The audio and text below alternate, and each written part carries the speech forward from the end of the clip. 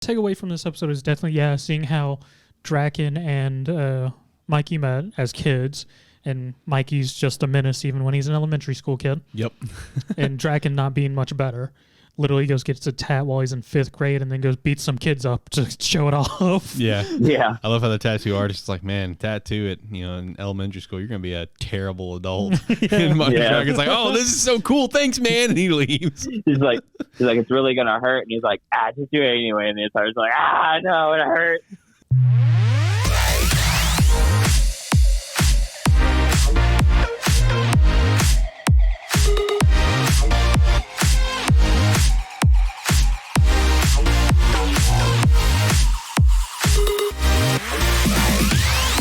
What's up, everyone? Welcome into Anime Plus. This is episode 34. My name is Alex Light with Sparky3. Hopefully you're having a phenomenal day, whatever day you're listening or watching this podcast. And a reminder, we are in video format over on our YouTube channel, Sparky3. If you're watching it right now, how's it going? Hopefully you're having a great day. If you could be so kind to hit the like button, we'd appreciate that. Subscribe to the channel. You can stay up to date with everything we have going on here at Sparky3 with Anime Plus, Lighthearted, and more to come in the future.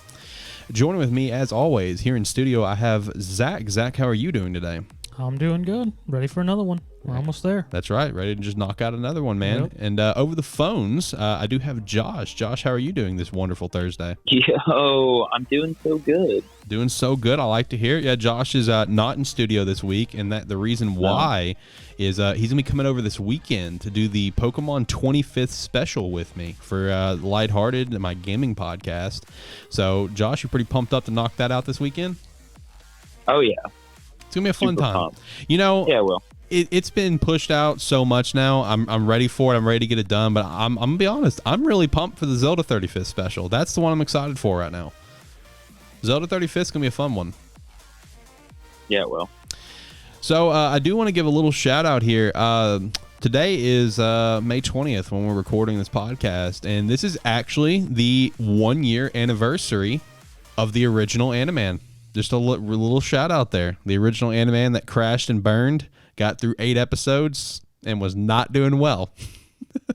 And the Anime Plus was reborn months later. I still just wanted to give the shout out because we never planned to drop the name Animan. We thought it was a good name. We wanted to continue to roll with it and to come back. So shout out to 1 year, man. 1 year of Animan history. This past month, I think it was like the 12th or something, was actually the 1 year anniversary when we first started podcasting here at Sparky3. I think that first episode was Real Talk, though, was the first episode that was ever posted. So shout out to that, man. One year now we've made this, and I think in September is when we'll hit the 1 year for Anime Plus. So pretty exciting stuff there. If you guys want to follow us, you can go follow us at Animan Podcast. We'd greatly appreciate that. I already kind of mentioned it. I have my gaming podcast, Lighthearted. You can go follow us there. We're available on every single platform. We did start video format, and make sure to go check out episode. Well, we're doing 41 this weekend, right? Yep. Yeah, make sure to check out 41 because we got some changes coming. It's going to be really exciting, though. Good stuff to come out of Lighthearted. You can go follow us at Twitter at LightheartedPod. We'd appreciate that. And, of course, make sure to keep your eye out for the Pokemon 25th and Zelda 35th special on the way. And lastly, if you want to support us further, just maybe, you never know, the Patreon is a great way to do so. Patreon.com/Sparky3. If you've got some extra dollars under the couch cushion you want to throw our way, we thank you for that. But you don't have to. Be a friend. Tell a friend that you're listening to the show. That's enough for us. All right, so we don't have as much news today. It's kind of a little bit of a slow week, I feel like, this past week, but that's all right. The show's going to keep on moving. We are going to talk about some Weekly Shonen Magazine sales. This is something that we have not done before. We haven't really dove into this besides just kind of mentioning, oh, this did well, this did well. I don't have every single volume from the last batch that came out last month, but I do have like some of the most notable series because there were some series I saw the sales on there for. I've never even heard of the series. I had no idea. So I picked out the notable series. We're going to touch on some sales for that. We also are going to be touching on a domain name for a possible new film on the way for a popular anime. We're going to talk about that. And we also got some MAPPA news that we're going to be talking about as well. So before we jump into that, though, hate to do it. We got to start things on a little bit of a down note, unfortunately. We did have a loss in the industry this month. The actual date of the loss was on May 6th. The news broke literally last night for us on the 19th. Kentaro Miura, I believe, possibly butchering that last name. I do apologize, but that, of course, is the author of Beserk, passes away at age 54. An absolute legend in the industry. Beserk is a legendary series. Everyone knows about it. If you're into anime and manga, you know about Beserk. You know about the character Guts, even if you've never checked it out. So just condolences there, man. Rest in peace. And it sucks, man. Gone too soon. 54 years old, just gone too soon. Just rest in peace, and shout out to his family and friends and everything. So let's jump over and let's talk about some sales with this last batch that came out for Weekly Shonen Magazine. I know the new batch is currently out, and I did see like the first 3-day or 4-day sales numbers for the current batch, but this is the previous batch. So coming in at number 1 for them was Tokyo Avengers Volume 22 with 228,000 copies sold. Next up is Ace of the Diamond Part 2 at Volume 26 with 158K. Fire Force Volume 28, 154K. Seven Deadly Sins, Four Knights of the Apocalypse Volume 1, 112K. Pretty solid for a Volume 1. Yeah. Ranger Reject Volume 1, the Power Rangers manga that I'm reading, really enjoying that. Did 59K, not too bad for Volume 1. And then To Your Eternity, Volume 15 with only 27K. Now, I do want to say, I'm gonna start to include the Weekly Shonen Magazine volume sales, just like we do for Weekly Shonen Jump. And, obviously we can pick out these higher numbers like, 228, 158, 154, 112 and say those are good.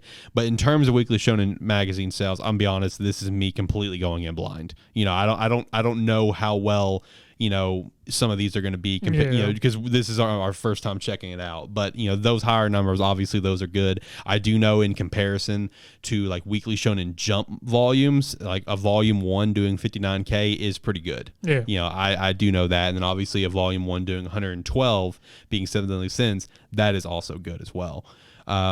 So shout out to that. I am looking forward to kind of checking out these sales more. I know Tokyo Avengers has been popping off recently. Most definitely. Yeah, it's been popping off recently because of the anime, man. I know the amount that it has skyrocketed with what's in circulation is just absolutely just insane. Getting reprints like crazy. Yeah, dude, it is.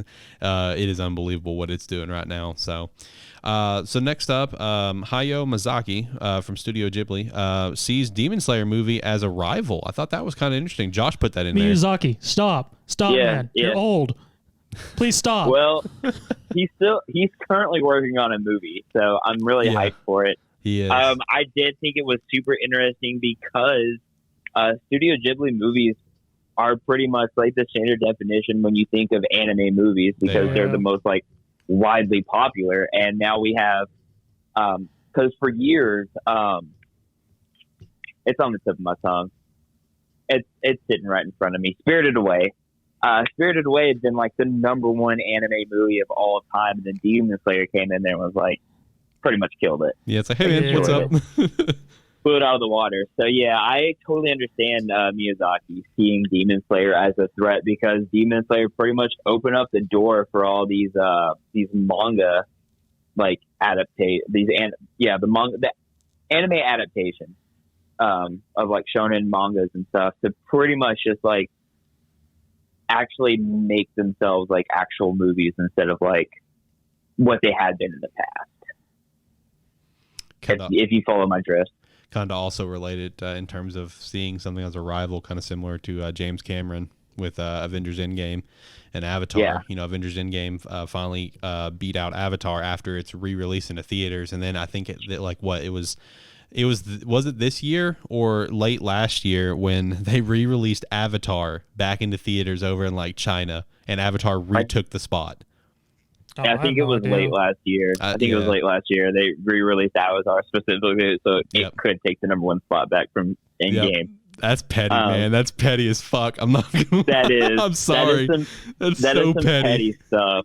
And what makes this even more interesting about Hayao Miyazaki and seeing Demon Slayer as a rival is that I've talked about it before on the show. Hayao Miyazaki has been working on a movie for the past few years. I say few, it could be 10. I believe at this point they have about 30 to 40 minutes of the movie actually finished. Yeah. So it's going to be interesting to see when that movie actually does get finished and released. Kind of like what he has to say about it compared to Demon Slayer or maybe some of these other movies that may be coming out in the next few years, like Black Volume Clover, Zero. Yeah. Volume Zero, Okay, any other movies. Yeah, any other movies that may be adaptations of like anime or manga arcs that might end up blowing the doors down. Right. What's the name of his new movie? I forgot.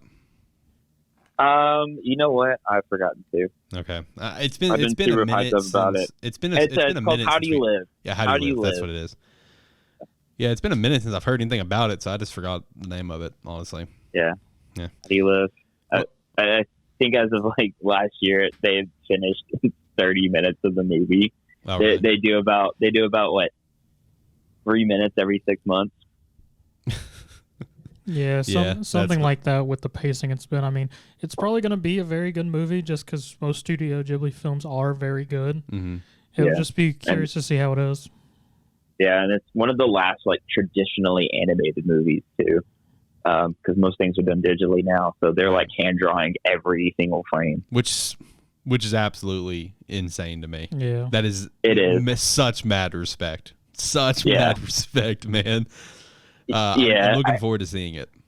I mean, I have mad respect for Hayao Miyazaki because that dude went into retirement. Yes, and he went into retirement and then came back. He is the Brett Favre of animation films. Yeah, thank you. He was like, thank you so much for that reference. I love it. He was like, I'm gonna retire, and then he was like, no, all these movies are shit. I'm coming out of retirement. I'm gonna blow your fucking pants off. And I was like, everyone's like, okay, please do. That's fantastic. I love the Brett Favre reference too. That's incredible. Still on the topic of movies, let's talk about the new domain that was set here recently. There was a domain set for a new One Piece movie.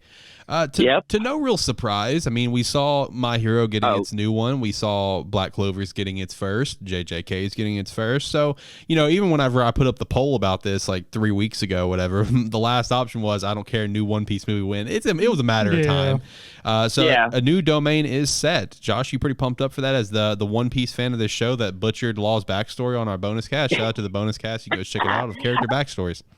I didn't butcher it as much as I overestimated how well my memory was. But yeah, I'm pretty hyped about it. It's a little weird considering a One Piece movie just came out not too long ago, and we are still technically in the arc that the movie corresponded to. Mm-hmm. Just because One Piece movies kind of correspond to arcs. I believe Film Gold was Dressrosa. Film Z was Punk Hazard, and then we had Stampede, which is Wano, and now we're still in Wano and potentially getting another One Piece movie. So, that's a little weird to me, but I fully expected it because, like you said, Black Clover's getting one. Demon Slayer just got its big one. Yep. Black Clover's getting its first one. Jujutsu Kaisen's getting its first one. My Hero Academia is getting another one. We just got Dragon Ball Super reveal. So it makes perfect sense that One Piece, being one of the biggest, most well-known like anime and mangas in Japan, would be getting one sometime soon as well.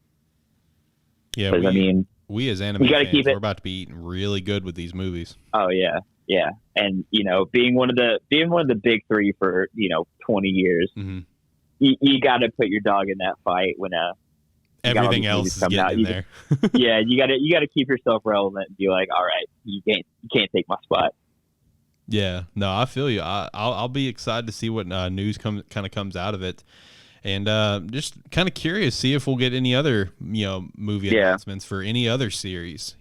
Just now, random thought. And before we move on, I feel like it's important to say nothing is technically confirmed yet. Yep. All we have is a domain name, and domain names are cool. Yeah, they gave us reveals like, Pokemon Brilliant Diamond and Shining Pearl were revealed through domain names, or Legends Arceus or stuff like that. Just because they made the domain for the movie doesn't mean necessarily that there's going to be a movie anytime soon. They could go ahead and do the domain and the movie come out in 3 years. So exactly. Nothing is yet to be confirmed, but having the domain does help it. Yeah, it sets it in motion for the inevitable, reveal for it. So just keep an eye out for it. And like I said, I'll be curious to see if we get any other, maybe anime films of other series. You never know. See what. Oh yeah, we are getting Slam Dunk. Totally forgot about that. Yeah, Slam Dunk is going to have a thing. Yeah, that's a good one. Curious if we'll ever reach a point where Dr. Stone might get one. You never know. Maybe Fire Force gets one. Yeah. Eden Zero may get one at some point. Who knows? Obviously Eden Zero will be a little ways away. Anime just started off and stuff. We got the new Seven Deadly movie coming out here in a couple months, Cursed by Light. So be curious to see what. I also know I don't think this was a film. I think this was just a stage play. Isn't Tokyo Avengers getting a live action like stage play over in Japan, in August or something like that? Yes, it is. Yep. Yeah. Which I did see the little preview for it. I thought the characters looked pretty solid, but then again, most of the time, the stage plays over in Japan, they all look really solid. Like they do a really good job on like costume and wardrobe and everything. Yeah.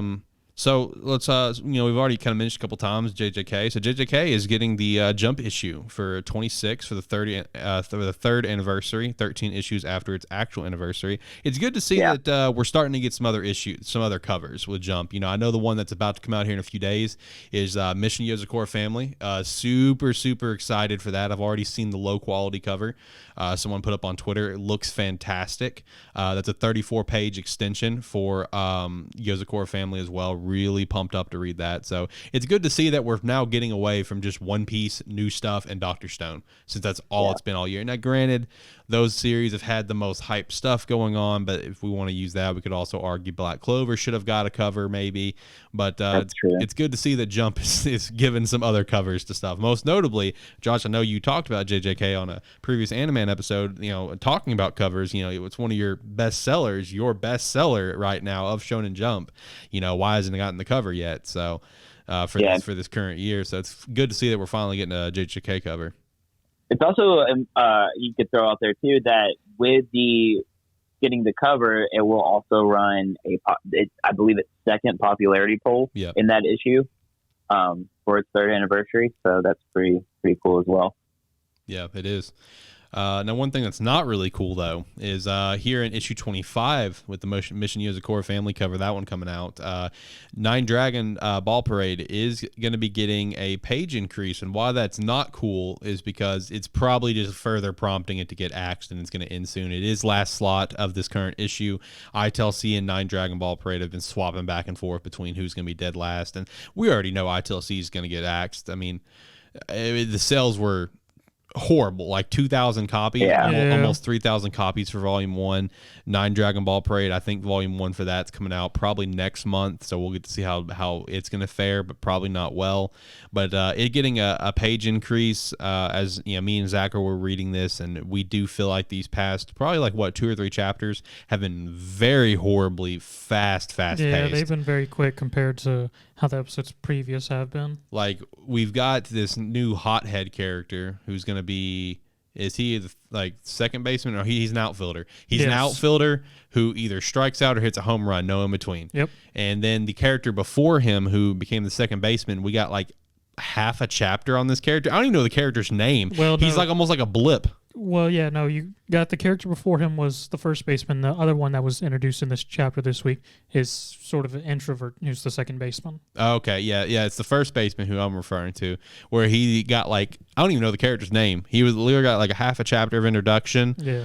And it's just like a blip on the map of just like he's just there. So this page increase is probably just going to get the last they only need 2 more members. I think two more outfielders. Yep, outfielders. And then the team's built. It's this past chapter kind of already set up for I guess our antagonist here, air quotes. Which I did like for people's notice was that was a really weird antagonist character for a sports manga. Yeah, exactly. It was. So I could see it being axed here soon. Yeah, when I read that, I got Phantom Seer vibes, because Phantom Seer got the page increase the same issue that it was axed. Yeah. So, yeah, it gave me those vibes. Which also still shout out to Phantom Seer. It still kills me that Volume 3 was doing so well in sales, and here we are. But anyway, so let's actually hop over to some more news here. Let's talk about MAPPA just a little bit. So MAPPA recently added 2 unknown projects to their 10th anniversary lineup. You can get on their website and see everything they've got working on right now. And 2 of them are a complete mystery that is going to be announced next month, I think? I believe June 10th is their anniversary. I'm very curious to what these could be. Well, honestly, there may not be anything massive, I mean, because if you look at the lineup, there's a couple series that MAPPA's doing that I've never even heard of before, never even seen. So it could be one of those situations where it's like no big deal. It's like, hey, we've got a couple random things we're doing, or it could be a big deal. We'll see. Josh, I know you put in the in the Discord. I know you mentioned God of High School season 2 potentially. I know you mentioned something else as a potential. I had some speculation. One was that because they already have Jujutsu Kaisen on there, and Jujutsu Kaisen hasn't officially been announced for season 2. So I figure, Jujutsu Kaisen, that would be a perfect time to announce the season 2. So I figured one of those slots would be like some kind of reveal for Volume 0, their movie, instead of just lumping with Jujutsu Kaisen, having it as another slot. And then the other one I possibly thought about was, because out of the 3 Crunchyroll series that, that premiered on, or webtoon series that premiered on Crunchyroll, God of High School was probably the most popular one. So, and that was another MAPPA thing. So, I thought maybe season 2 of God of High School might be one of those, mystery slots.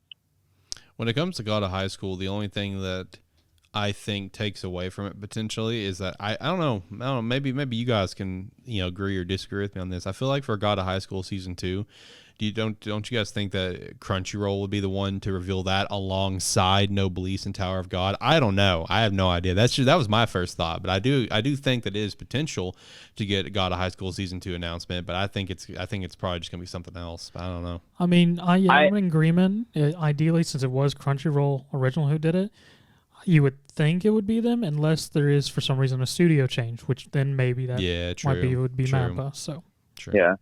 Well, I mean, MAPPA did do God of High School with Crunchyroll, so I mean, it's entirely possible that they got the permission from Crunchyroll to announce it during their 10th anniversary. True. And like I said, I mean, out of the 3, Tower of God, God of High School, and Noblesse, I mean, I'm if I'm not mistaken, God of High School was the most popular of the 3. It's that Tower of God. I know it wasn't Noblesse. Yeah, I know. Even God of High School, in terms of just like the webtoon readers, I mean, there was a lot of backlash to it. Me and Zach, we talked about Tower of God. I mean, God of High School in full detail about how yes, it was fast paced. I thought we both agreed. We thought they did really well with what they did, but it would either be Tower of God or God of High School that was the most popular. I think it was God of High School just because of the over the top fighting that it had and how well it was animated. I'm pretty sure that was the most popular of the 3. Noblesse was easily the dead last one. Oh yeah, easily. Yeah. And as something that MAPPA, that MAPPA Studios did do, that's why I could see it being something revealed at their 10th anniversary. Right. Just because MAPPA had a hand in getting that out there. Because I mean, as far as we know, every other major project MAPPA has is on the slate. Attack on Titan, Jujutsu Kaisen, all that stuff. So, I mean, the only other thing I could think of that would be big for them right now would be, God of High School or something for Jujutsu Kaisen. So, I mean, for the Jujutsu Kaisen movie, sorry. Because they already got Chainsaw Man listed on there as, like, the official anime reveal for that. So, unless they've got something else in the works that we don't know about. I'm going to throw out yeet predictions. Yeah, yeet them. I'm going to yeet them. I'm gonna yeet my predictions. I have no facts based on this. I don't even have a gut feeling. I just want to throw it out there. So if it is right, I can say, oh yeah, I said it first. Mission Yozakura Family or Mashal. I'm just gonna yeet that out there. I know it's not gonna happen, but I'm just gonna yeet it. I'm just gonna throw it out into the universe. See what happens. If we had something to go on for those, yep, I would be in agreement. But we have nothing to go on. As we have nothing to go on, the only thing we have knowing that like we'll for sure get an anime soon is like Spy Family. Yeah. I couldn't see that being the yeet prediction of the century. Yeah, I'm just throwing it out into the universe, man. Hope for the best. Mission Yozakura Family, let's go. Mission Yozakura Family, give it some love. Let's back up for a second and imagine Mashal done by MAPPA and how amazing that would be. Oh, it would be incredible. I'm here for it. I will say I understand Mashal is like insanely popular in terms of sales, but I understand why they would want to do that for an anime first. But I will be kind of butthurt if it gets it before Mission Yozakura Family. I'm not gonna lie. I mean, how would you feel if Undead Unluck got it? Butthurt. Yeah. Either way. Still, wow. Yeah, I'm a big fan of Mission Yozakura Family, man. It's really good. I love the arc that we have going on right now. It's a good series. Like look at some of the series that I'm big fans of, like Kaito Hitman Reborn. A huge fan of Naruto. I do enjoy One Piece now that I finally read it. I enjoy shows like these that have like such a wide cast of characters. Mm-hmm. While Dragon Ball was one of my favorite ones growing up, obviously it's got a big cast of characters, but the primary focus is obviously on Goku and Vegeta. Yeah. No one else can fucking hold a candle to them. And that's what I love a series like Mission Yozakura Family, Kaito Hitman Reborn, or One Piece, where everyone is strong. I enjoy stuff like that. So that's why I've got a lot of love for Mission Yozakura Family, because everyone is strong within their own right, and it's really cool to see. I also want to point out about MAPPA. I've seen a lot of negative reports recently about MAPPA. I want to point that out. Oh, yeah. I've seen those too. Yeah. There was recently, I think it was an animator that just recently quit MAPPA, I think is what it was. Yes. And yep, that's exactly what it was. Just dog shitting MAPPA, and basically just over their working conditions. Yeah, the working conditions, and just like tearing MAPPA down from this pedestal that we as anime fans has put them on, thinking that they're just this absolutely incredible company, incredible animation studio. They are an incredible animation studio, obviously, but shedding light on the actual situation where it's just like, yo, it sucks here. Like this sucks. Terrible working conditions.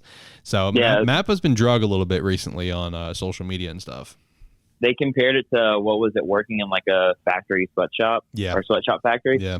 No breaks, small pay, long hours, all that stuff. It is shitty. And kind of like going more into this, I know for a fact that animators in Japan, I read some articles on it, are probably like some of the lowest paid people in Japan for what they do. That's sad. Which, it's not much better here either, but still, like, just for the amount of work they do and like the effort they put into stuff to make things like so amazing, mm-hmm. they are treated so horribly, not only by their companies, but by their fans. If you look at MAPPA and Attack on Titan, yeah. These people are like going through hell to get Attack on Titan out here, and people are just shitting on it. And it's like, I don't know, how do you do that job and like, I don't know, be proud of your work when everyone else, like, everything's so shitty around you? It's just kind of tough. Imagine how Studio Dean feels with Seven Deadly Sins. Well, they probably did it. They probably did it on purpose, though. Yeah. And, hearing this stuff about MAPPA, it just immediately makes me think of something that came out last year in the gaming industry. When it came to Blizzard, there was a lot of reports coming out about Blizzard, a company that was held on this wonderful pedestal at one point in time. They were purchased by Activision. It all went. There was reports last year where people were talking about the working conditions there, where there were people that were having to sleep under their desks, mm-hmm. like they just couldn't go home because they had to meet these time frames. There was people that would have to go cry in hallways and stuff and consult each other just because of how terrible of an environment it is. So it's just, I guess, hearing all this come out about MAPPA and stuff, and hearing everything that happened with Blizzard last year, that was coming out about it. It's just a friendly reminder that it's not all sunshines and rainbows for us fans. Like, it's all great for us as fans, but behind the curtain, it's pretty terrible. So I don't know. That's unfortunate. I saw those reports, and I just want to give it a shout out. That's a very unfortunate, situation if all that is assumed to be true, like we're assuming here. All right, so let's hop over to anime for the week. So a couple things for you. Number one, first and foremost, we've officially dropped Shaman King. We just don't care. Wow. Yeah, we don't care. Me and Zach both mutually just said, screw it. Like Zach said, I think last episode, he doesn't think he's the target audience for that show anymore. I've come to discover that I am not the target audience. It's out of everything that I'm watching, that one is literally the only one that feels like a chore to me. And that's me saying that with me watching Seven Deadly Sins. Yeah. Seven Deadly Sins doesn't feel like a chore, even though it does kill me because, one, I still enjoy the series. I still enjoy the story. And two, at this point, it's a meme, so I'm here for it. You know, it's at this point, it's just going to keep going downhill. And I'm just, it's like Zach with Dragon Quest. It's just, we're here for it. We're going to keep doing it. But Shaman King, it felt like a chore to watch. It just didn't hold my interest. So we've officially dropped it.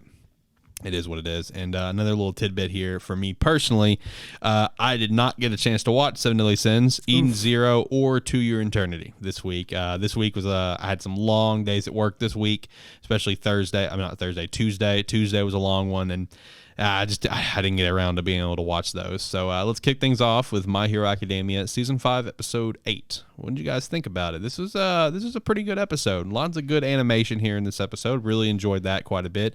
With Ida's turbo engine looked awesome, animated. Yeah, it looked so good of him zipping all over the place. This was the conclusion for match 3 with this one. What are some takeaways for you guys for this episode? This was a good one, honestly. I mean, yeah, it was a really good episode. I feel Mudman would have made a great villain. True. Yeah. Like just his ability in general and just thought process makes like you would make a really good villain or hero. So this could go either way. Yeah. Besides that, just the overall fight was very good, and just how well they did just in the manga and then seeing an anime, just the end of the fight, just makes it feel very lackluster for the draw, but that's sort of how the situation itself feels. So it was done very well in its own way.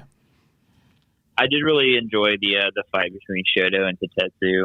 True. Where he was basically like, your quirk does nothing to me. Yep. Like, I can take it either way. I was like, oh, man, this dude's so badass. And then Shoto's basically just like, oh, I'll just get hotter. Yeah. Yeah.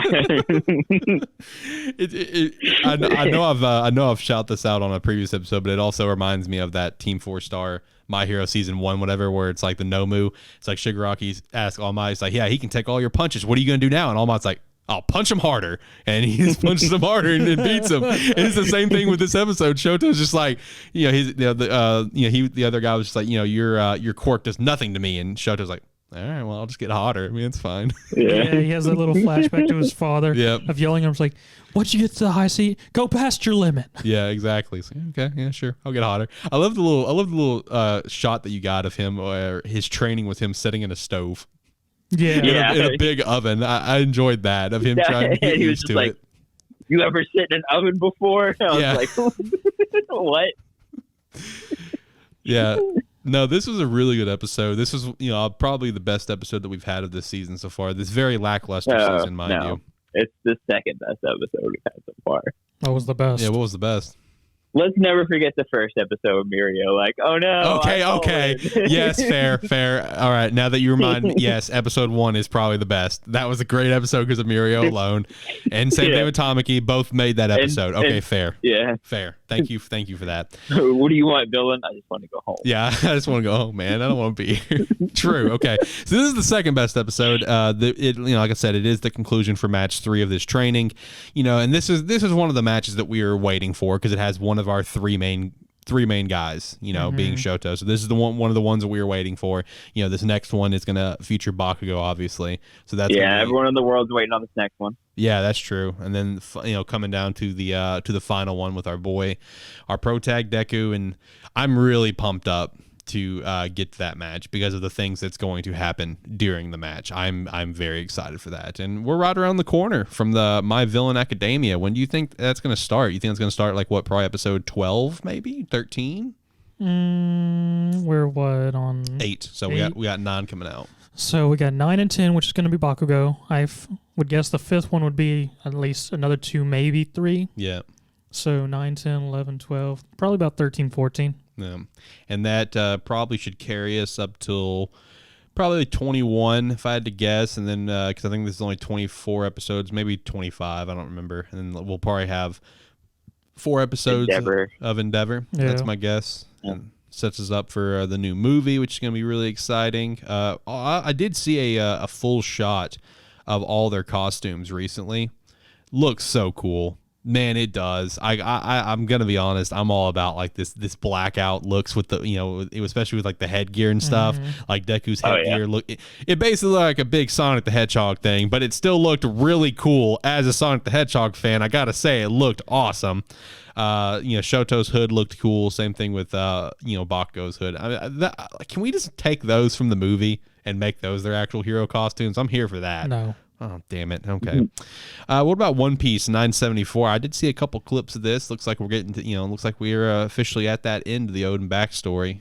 So how was 974? I believe there's like one or two more episodes of the Oden, quote unquote, Oden backstory at this point, which this episode, is a follow up to last week's episode. It was called aptly named Odin Isn't Odin Unless It's Boiled, because if you don't know, Odin's like a boiled food.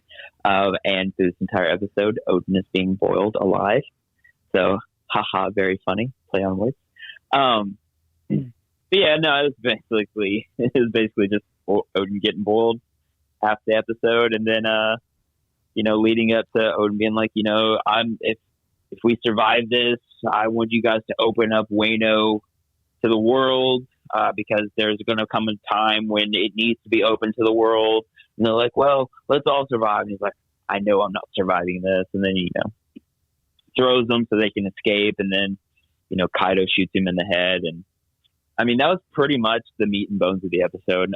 Everything else was just like, a lot of just people standing around shocked. Like, I can't believe Odin acted a fool for 5 years to save our lives. And now he's burning alive. So, I mean, as good as Odin's backstory is, it does have its very slow moments. And like I said, I believe it's probably one or two episodes before we really get back to what's going on currently in Wano, which when it does, that's when it's going to be balls to the wall. Like every episode, I'm going to be like, oh yeah, this happened. And it's going to be way more entertaining than what it has been currently. Right. Cool. I'm super pumped for the fights that are about to go down recently. I have little here and there been dabbling in some One Piece anime, not watching the full episodes, but I've been watching pretty lengthy clips there on YouTube of everything that's been going on in the Odin backstory. So I've kept track of it through that from beginning to end. I've only sit down and watched like probably 2 episodes so far. We're right around the corner. I'm really excited to get to the fight that's going on with Wano right now. Oh yeah. What about Dragon Quest episode 32? What shenanigans do we have going on today? So, I mean, I didn't actually complete hate it because there wasn't trope heavy. It wasn't a trope heavy episode, surprisingly enough. Right. Shout out. It was pretty much just the big fight between Dai and Barum, finishing that up. Right. I did call what Crocodile was going to do. He threw Hyunkel's ass up there, nice, in the sky, as Barum was going to try and do a finishing blow to Dai. Hyunkel's just like, Crocodile, throw me. He's just like, what? You're useless in the sky. It doesn't matter. Throw me. Yeet me.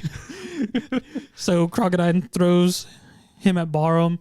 Barum reacts to him, thinking he's coming to strike him, and instead Hyunkel throws his sword to Dai, so Dai's fighting sword on sword instead of sword against fist.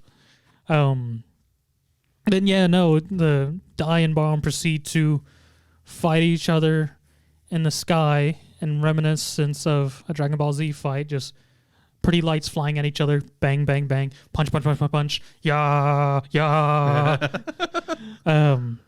They fight that and everything. And then there's a whole nother side story of Pop dying. So Pop's literally walking to heaven, and Gomei-chan, our little gold slime, apparently has the ability to transcend the worlds and go to the heaven realm and yell at Pop, being like, Pop, don't go that way. You're abandoning Dai. And more or less, through miracles of whatever Gomei-chan is, allows Pop, while he's in the middle of transitioning to heaven and being bad-mouthed by a slime, cast a spell while he's dead. Okay. Yes. As Barum is charging at Dai to actually do a finishing blow, he gets shot in the back by an doesn't actually say what spell it is, but it looked like an explosive or fire-esque spell. And Barum gets hit in the back and just looking at Pop going, a corpse just cast a spell? And basically this. What the yeah, no, that was his reaction. Yep. Which leads to him being hit, then him and Dai doing a final attack against each other, which they both use Gecko Break pretty much, which is encasing a sword in lightning and then charging at each other, but Dai one-ups it by also using Avon Strash. And because it's a final move and it's finishing a fight, it's necessary for him to zip across the screen, making pretty lights with his sword before clashing into Barham. And eventually beating Barham, throwing both of them in different directions, and just having a standoff between the two after the fight finishes of everyone's happy. It's like, yeah, you beat Barham. Pop's alive, but Pop's not alive. But for some reason, his corpse did a spell.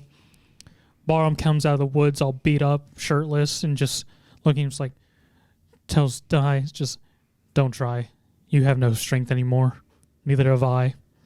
Literally approaches Pop's body to look at him and be like, yes, that is a corpse that shot a spell at me. Drops a bit of his blood on Pop, which apparently, since he's a dragon knight, the blood brings Pop back to life. He walks away into the sunset going, Dai, my son. Do whatever path you want, but once I heal, we'll fight again, and whoever wins gets to decide the fate of the human race. And walks off into the sunset. Yeah. All right. Yep. Sounds like a good time. Now, the question is, when is this series going to end for you? I don't know. That's the real question. I mean, it literally just set up a whole other thing where the Dark King has now sent the Dark Commander, I can't remember his name off the top of my head now, who's been Hadlar, who's been cowering, fearing that Barham was going to take his position. He's been given one more chance to go and kill Dai and his friends. And if he doesn't kill Dai and his friends, the Dark King's going to kill him. And the Dark King has apparently some counsel, because he has Mistavern, who he put under Hadlar to monitor Hadlar. Then he has Killavern, which is a jester assassin. And from the opening scene, he at least has like 3 to 5 more other Verns of some sort, commanders under him, that dying crew's going to fight. And literally the preview for the next episode is friggin' Hadlar and his last Legion commander literally sneaking in their camp at night to attack them, and the friggin' dragon pop out in the middle of the woods to pick on Pop. If it wasn't bad enough that dude just died, now friggin' Hadlar and his Dark Mage are going to beat on his ass now after he's been revived. I am curious I'm curious what's all going to continue to come out of this series, and most importantly, because I keep checking from time to time, and there's still zero confirmation on how long the series is going to go on.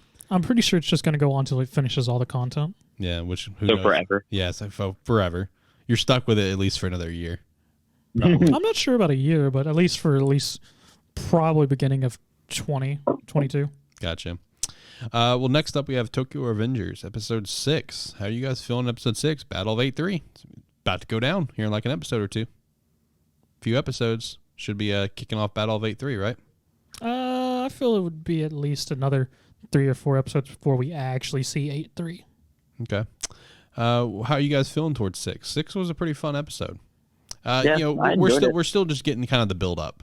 That's the main thing. Is we're still just kind of getting the build up. We did get to see, in this episode, Takemichi goes back in time again because he wanted to talk to. I'm drawing a blank on the guy's name. It's not like he's overly important in the grand scheme of things. But he Naoto? No. The guy at the construction site. Yeah, it's like something. Oh, yeah. Osane? Yeah, Osane, yeah. Wanted to go back to talk to him to try to get information on, Draken and Draken being killed at 8-3 and stuff. And he was, basically like a broken husk of a man. Didn't want to talk about it, and make little, references that if Draken wasn't dead and, if he didn't die or whatever, blah, blah. And then gets brought back to the past where we get introduced to his past self, which is a lot more confident of a character. Yep. As they come in to, to raid the group where they're currently at, when they're in this, area, Takemichi goes to Mikey while they're currently having a meeting, mind you, Mikey, Draken, and, is it Pai-chan? Payan and Payan. Yeah, they're having a meeting about setting up to have this battle, Takemichi goes and tries to beg to not do it. It's just going to lead to Toman's destruction.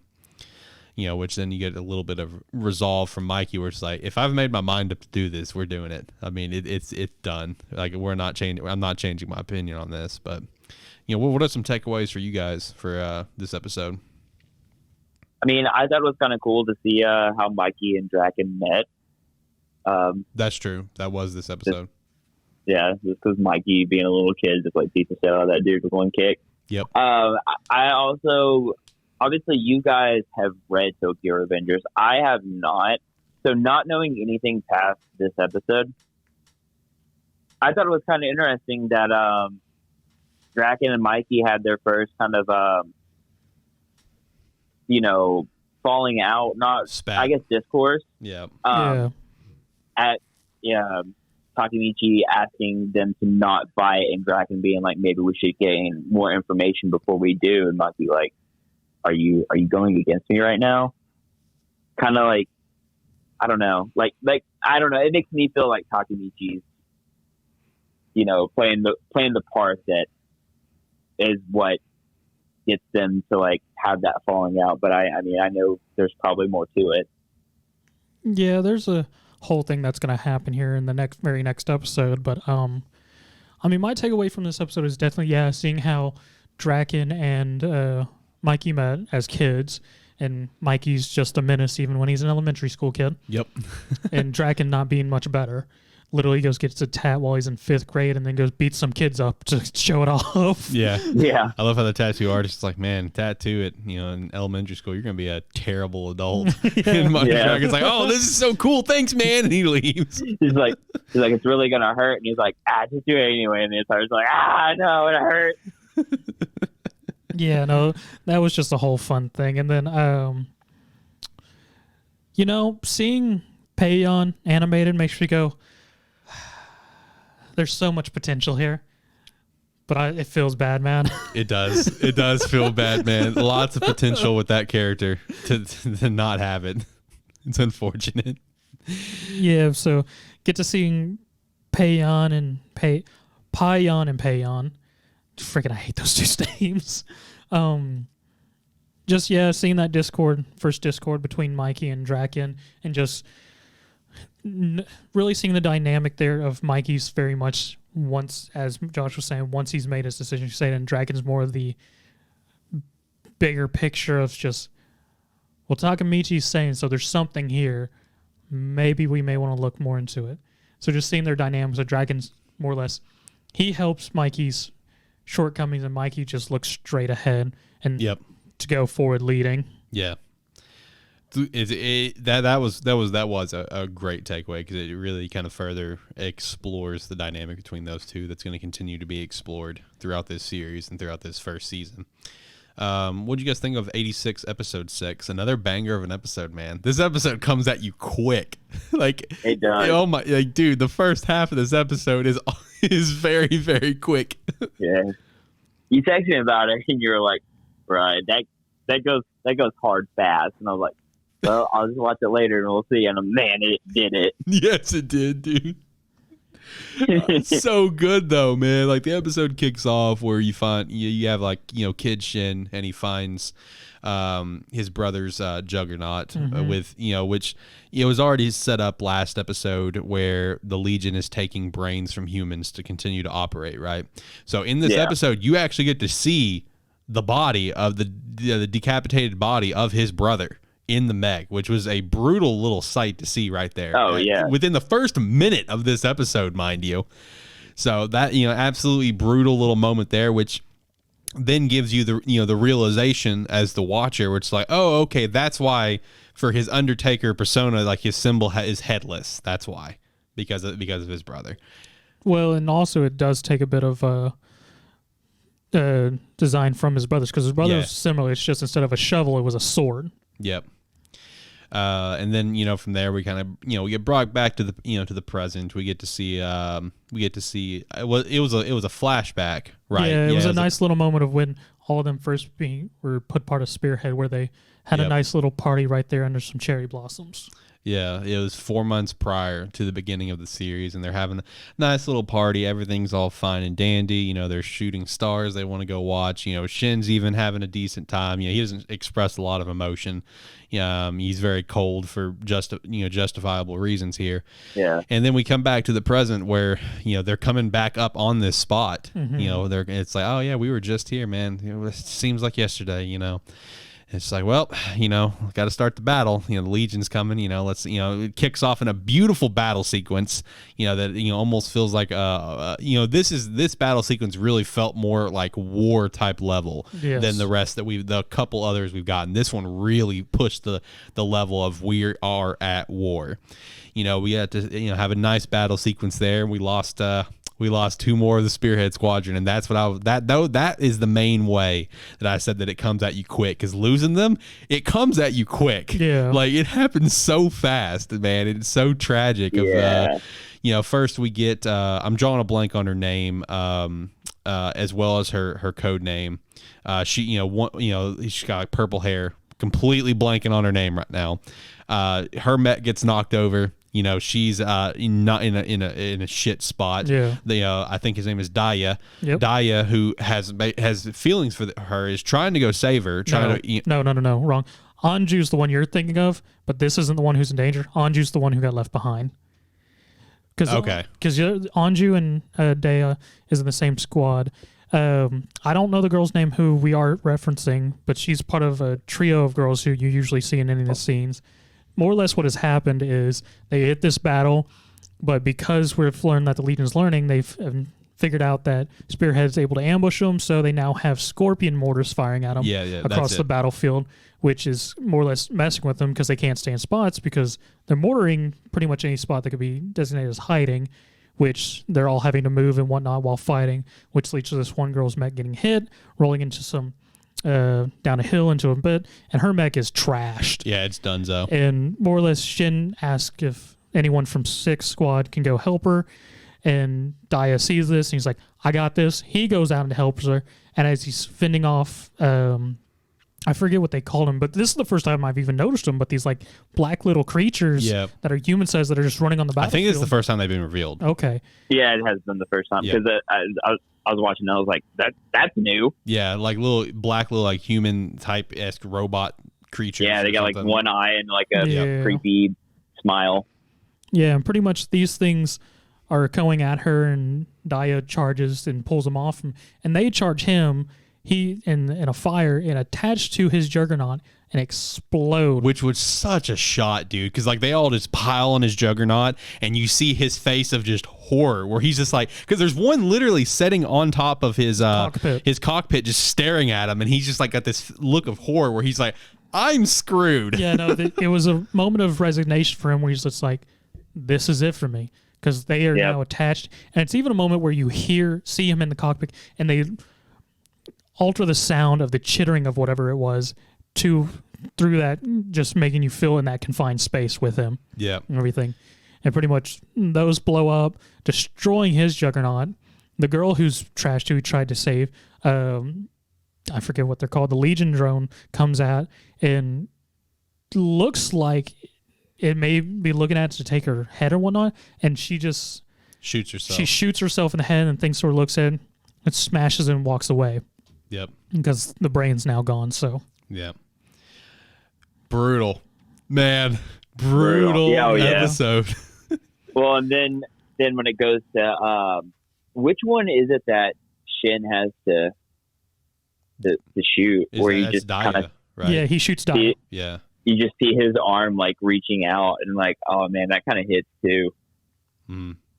Which is like, he's not dead, but he's mortally wounded, so he's still alive. It's just like how he has to like just go up there, and he's like, you might want to switch your comm off.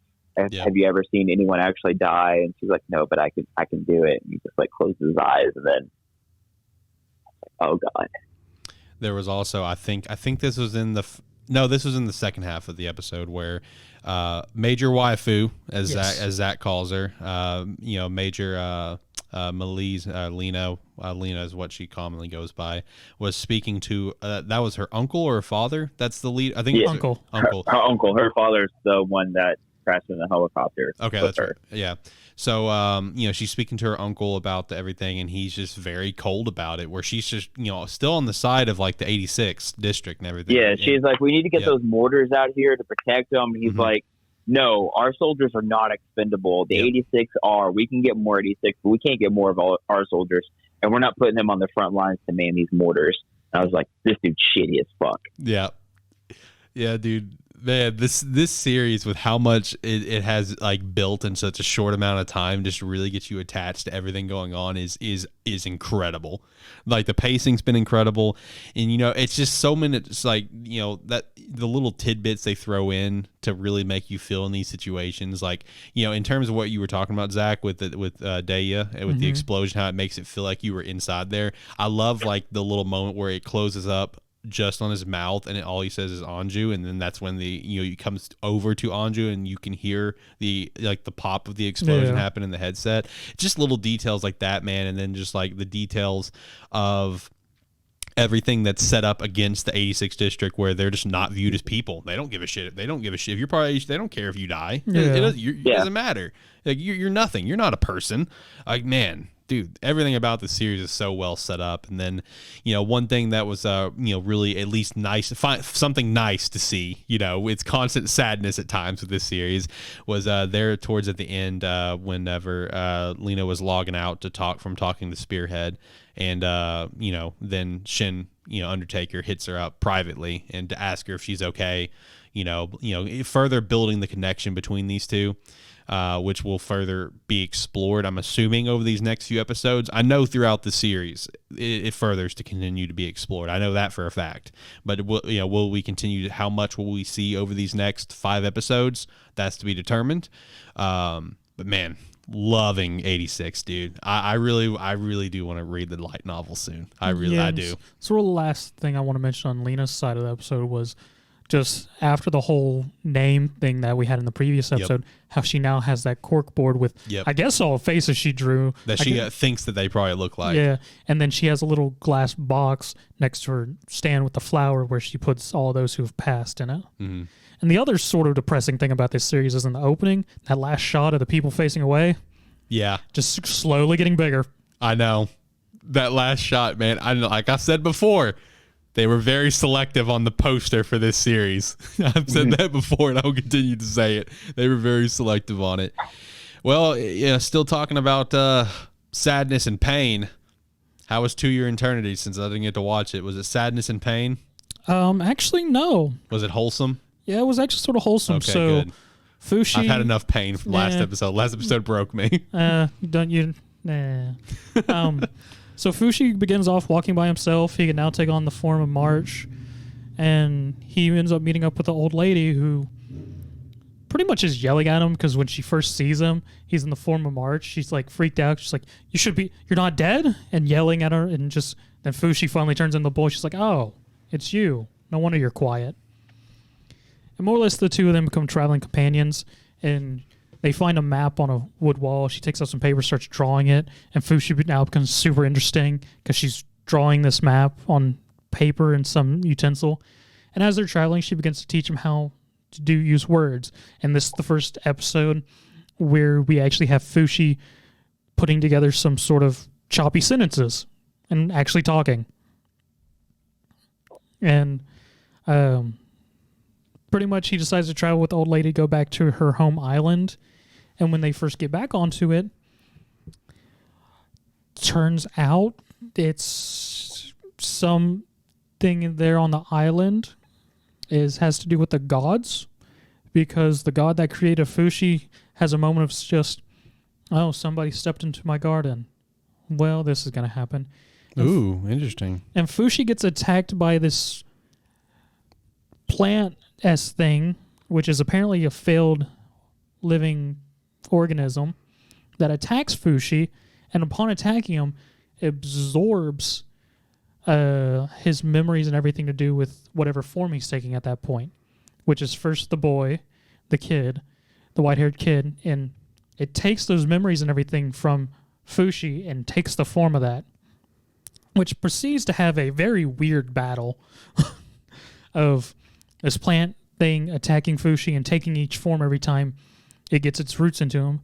Takes first the kid's form, then the wolf, then the bear, and then finally Fushi managed to win by removing thing's core as March and takes it out, squeezes it, gets all his forms back, and his god interacts with him more or less going, that was a failed organism. It is a thing sitting here to combat what we are doing. We are here to preserve humankind. That thing's here to destroy. We'll continue later. It just disappears. So there's apparently some fight going on between, I guess, maybe gods? It didn't really clarify other than Fushi's an organism helped to preserve the humans, and that thing was something to combat them, which is spread throughout the world. And then the old lady and him get back to her lover's hut, which is some old brewmaster, and we get to finally meet the kid with the salamander head. Oh, okay. Yeah. Okay. And that's where we've left off. Okay. Well, what about Eden Zero? You know, I didn't get to watch that either. Did we finally get Shiki and Elise introduced to each other? Is that where we're at right now? What's going on? Yes, it was where they escape the planet with Weiss transforming the ship, showing off his ether gear. They get attacked or tractor beamed by Elise's ship, which then Shiki decides, well, you've taken our ship, so I'm going to plunder your ship. Yep. And Elise just going, okay, here's how you get to me. Come at me, kid. Yeah, basically. Did we actually get to see them kind of duke it out this episode, or is that going to be next? No, it's going to be next episode. Okay. This episode was them escaping, them being brought on the ship, them fighting their way to the ship, and ending with Shiki facing off against the skulled face Elise. Gotcha. Okay. Pretty pumped up for that, man. Because then once their kind of fight happens next episode, that's when the season's gonna really kind of open up. Yeah, that's when it's gonna really open up. Like I said, I didn't watch Seven Deadly Sins episode 19. I'll do a double up for next week. So what would you guys' favorite episode of the week? Mine's 86. Again, like this is like 5 weeks in a row. 86, hands down. It's so good. I'm gonna give it to Avengers. Okay, respect. Josh. I'll give it to Avengers too. Respect. I respect that. All right, let's finish up the show here with our chapter ratings for the week. For Weekly Shonen Jump, Black Clover was on a break. Next chapter coming out is 293. So let's kick things off with One Piece 1013. Josh, what would you rate this one? I give it an 8. I give it, 8 sounds about good. I was trying to remember everything that happens. And 8. It's basically Kid and Luffy, I think, are the two big takeaways. Yeah, pretty much. Yep. So I'd give it an 8 personally. What about My Hero 312? I'll give it a 7. I'll give it an 8. I really dig this character. Are you going to start simping? I'm not going to start simping. Well, maybe not. Like maybe not yet. We'll see. I need to see more. Sounds like you're about to. Sounds like you're about to start simping. It's possible. Yes. 7 sounds good. I don't know. I don't know. I'm not simping over this this new character. See, I might simp because the character I did simp, I can't simp over anymore.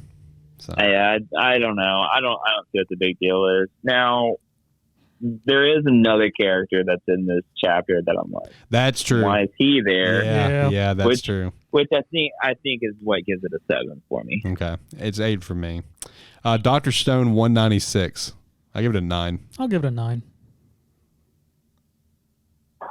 Josh? 8. I gotta say though, I don't know if I'm ready for the simps to come for the character in this chapter. Yeah. I mean, I don't know if I'm mentally ready for it. I mean, it's gonna happen regardless. I know it is. Yeah, they're coming. I know they are. I'm kind of scared. JJK 148. It was on a break last week. What would you guys rate it? Give it an 8. I give it an 8 too. We started the first half of the chapter. I was just like, all right, this is gonna be a 7 probably. Good content, but nothing really great. And the end half, I'm like, whoa, okay. Yeah, no, that end half really. Yeah, brought it back. Giving a shout out because Maki's been sort of missed, and I'm sort of happy she's getting something out of this. Yep. Mission Yozakura Family, Chapter 82. I'm gonna give this one an 8. Really pumped for this for 83 this weekend. Probably be the first chapter I read. Undead Unluck 63. I'd give this one an 8 as well. Good chapter. Mashal 62. Man, I'm giving this a 9. Good chapter. Let's go. Yeah, I'll agree with the 9, just with everything that happened, and then our reveal, and then our ending. Yeah, dude, for real. What about you, Josh? Yeah, I think 8's fair for Mashal. All right, I respect that. What about Sakamoto Days? Sakamoto Days, chapter 23. I haven't read Sakamoto Days yet. Behind. Okay. That's fine. I'm gonna give it honestly a 6. It was sort of lackluster to me. Oh really? I'll give it a 7. It was fine. Elusive Samurai, chapter 16. I would actually give it an 8. Actually. Really? I give this one a 7 for me. ITLC chapter 15. I'd give a 7. Josh, did you read this? I have not. That's fine. Witch Watch chapter 14. 6. 6.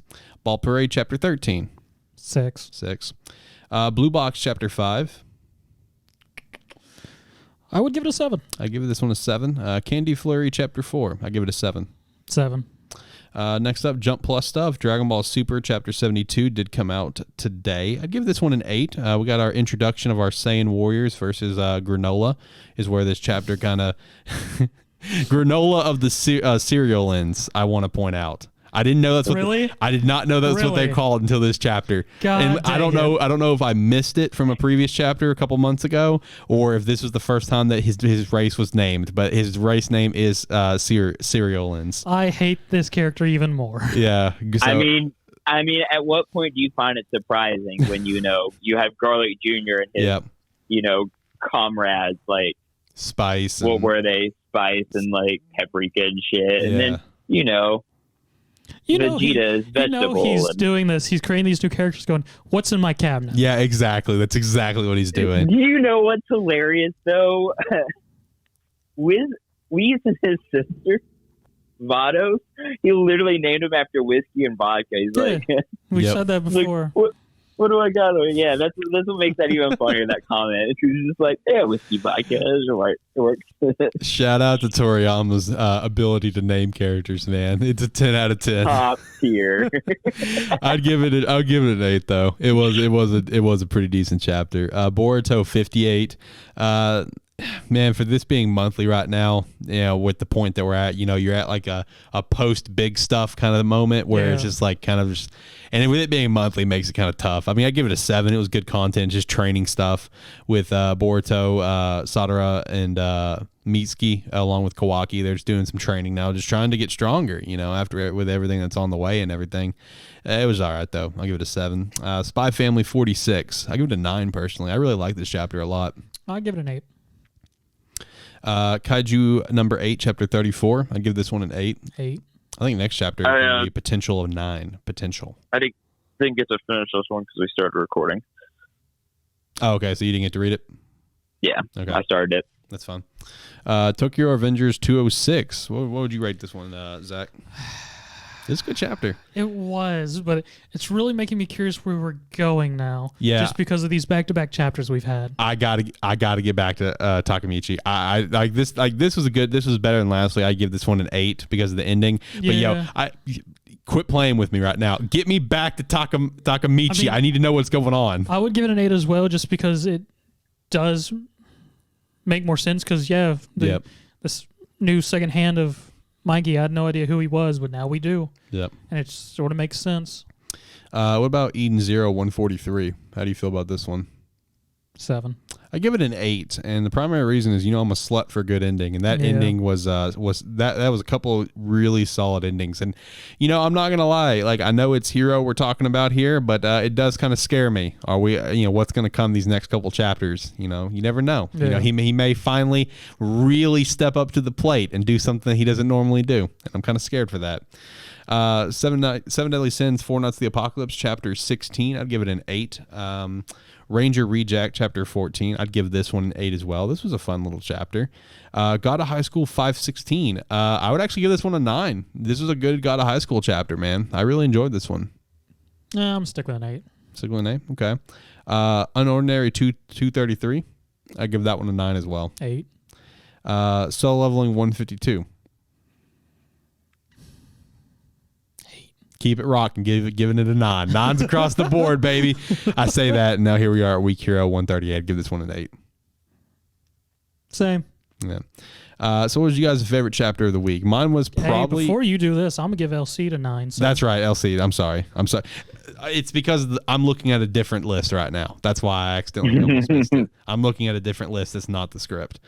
Yeah. So you gave LC to an 8 or 9? 9. 9. Okay. Rock on. What's you guys' favorite chapter of the week? LC. Mine was probably Unordinary, 233.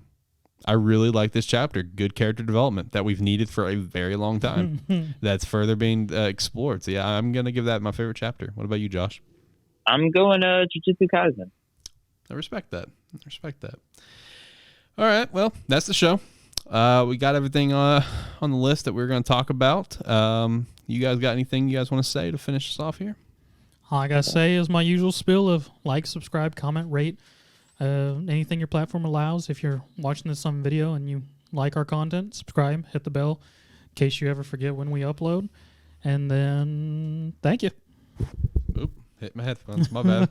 Josh, what about you? You got anything? Yeah, follow us on Twitter at Animan Podcast. Apologies to Chris Savage, we couldn't get to you to your phone call. Maybe next time. I swear to God. If he keeps doing that, can you mute his ass? I mean, it's more so also is he going to keep tagging him on Twitter about it. Yeah, I really don't want to get a cease and desist order because of this asshole. I had to try it at least once to see if he would like to respond and be like, yeah, I'll be on your podcast. And then be like, hell yeah, that's where the money comes in. I mean, you're shooting your shot, so I can't I know. All right. Well, anyway, if you guys made it all the way to the end, we do appreciate that. Make sure to go check out Lighthearted and everything. We do have some stuff coming up with Lighthearted 41. That's going to be me and Zach going to be breaking that down a little bit about what's going on with the show. Good stuff. It's all good stuff. Nothing bad. Like it was mentioned, you can go follow us on Twitter at Animan Podcast. Also follow Lighthearted on Twitter at Lighthearted Pod. If you want to support us further, Patreon's a great way to do so. We'd greatly appreciate that, but don't feel obligated to. If you're watching the video format, hit the thumbs up, thumbs down, either or. But most importantly, if you could hit the subscribe button. See, if you don't like it, you can hit the subscribe button and you can keep coming back and keep hitting the dislike. You know, it works out for everyone. You're watching the videos, you're getting to react. Yeah, it's great for everyone, right? Yeah. Anyway, that's going to do it here, guys. Hopefully you guys have a great day. Until next time, see you. Bye. Later.